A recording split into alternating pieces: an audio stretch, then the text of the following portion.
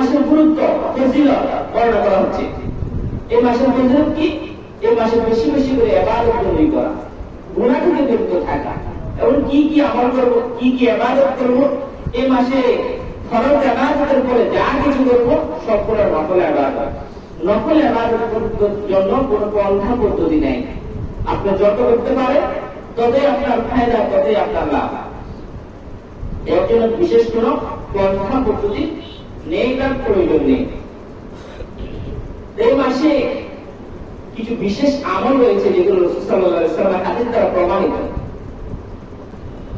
তার মধ্যে একটা হচ্ছে এই মাসে বেশি বেশি করে রোজা রাখা।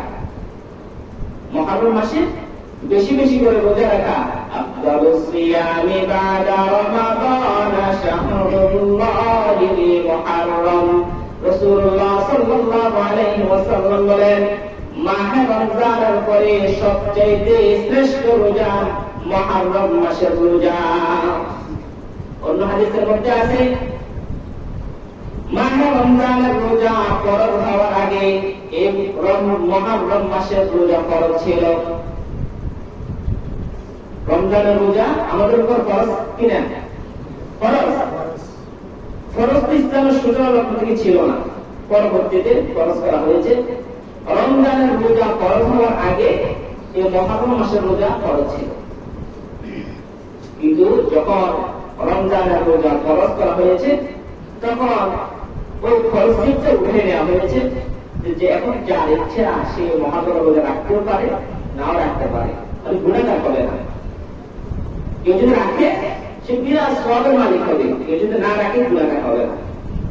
কিন্তু রমজানের রোজা ফরজ হওয়ার আগে মুহররম রোজা আমাদের উপর ফরজ ছিল। এজন্য রাসূলুল্লাহ সাল্লাল্লাহু আলাইহি ওয়াসাল্লাম বলেন, আফদালুস সিয়ামি বা'দা রমাদান শাহরুল্লাহিল মুহররম। মাহে রমজানের রোজার পরে সবচেয়ে শ্রেষ্ঠ রোজা মুহররম মাসের রোজা। এই মাসের মধ্যে আরেকটা বিশেষ আমল, সেটা হচ্ছে আশুরার দিনে রোজা রাখা। কি রাখা? মুহররম মাসের পুরো মাস রোজা রাখা, এটা একটা ফজিলত সম্পন্ন কাজ। তার মধ্যে আশুরার দিবস 10 মুহররম, এটার গুরুত্ব বেশি।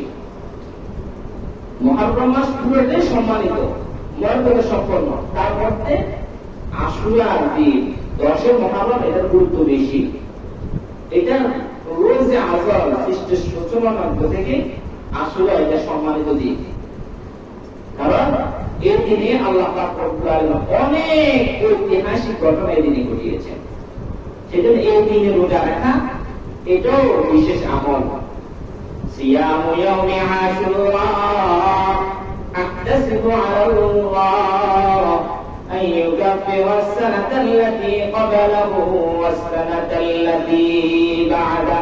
রাসূলুল্লাহ সাল্লাল্লাহু আলাইহি ওয়াসাল্লাম বলেন, আমি আল্লাহর দরবারে আশা রাখি যে ব্যক্তি ইয়াউমে আশুরা রোজা রাখবে তার পূর্ববর্তী 1 বছর এবং পরবর্তী 1 বছরের গুনাহ মাফ করে দেওয়া হবে। সুবহানাল্লাহ। আশুরা দিবসে রোজা রাখলে তার 2 বছরের গুনাহ মাফ, পূর্ববর্তী 1 বছর, পরবর্তী 1 বছর, 2 বছরের গুনাহ আল্লাহ তাআলা মাফ করে দিবেন। সগীরা গুনাহ, কবিরা গুনাহ মাফের জন্য তওবা করতে হবে। সাথে সাথে আমাদের তওবা করি, তাহলে আল্লাহ তাআলা কবিরা গুনাহ মাফ করে দিতে পারে। এজন্য মুহররম মাসের 10 তারিখ এটা অত্যন্ত গুরুত্বপূর্ণ। যাই বলে রাসূল সাল্লাল্লাহু আলাইহি ওয়াসাল্লাম নিজে রোজা রাখলেন, সাহাবায়ে কেরামকে রোজা রাখার জন্য নির্দেশ দিয়েছেন। সাথে সাথে এই কথা বলেছেন, সুমু আশুরা ওয়া খালিফু ফীহি ইয়াহুদা ওয়া সুমু ক্বাবলাহু ইয়াওমা ওয়া বা'দাহু ইয়াওমা। রাসূল সাল্লাল্লাহু আলাইহি ওয়াসাল্লাম বলেন, তোমরা আশুরার দিন রোজা রাখো এবং ইহুদীদের বিরুদ্ধাচরণ করো। আশুরার দিন 10 মুহররম রোজা রাখো এবং ইহুদীদের বিরুদ্ধাচরণ, যেমন ইহুদীরা রোজা রাখতো একদিন, কয়দিন? একদিন, শুধু 10 মুহররম। তোমরা সেটার বিরুদ্ধাচরণ করো। কেমন? তারা একদিন রোজা রাখতো, তোমরা একদিনের সাথে আরেকদিন যোগ করো। তারা একদিন রাখতো, তোমরা 2টা রাখো।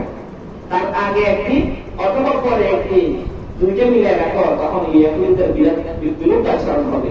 যদি একদিন তোমরাও রাখো তাহলে ইহুদীদের সাথে তোমাদের সাথে একটা মিল হয়ে গেল।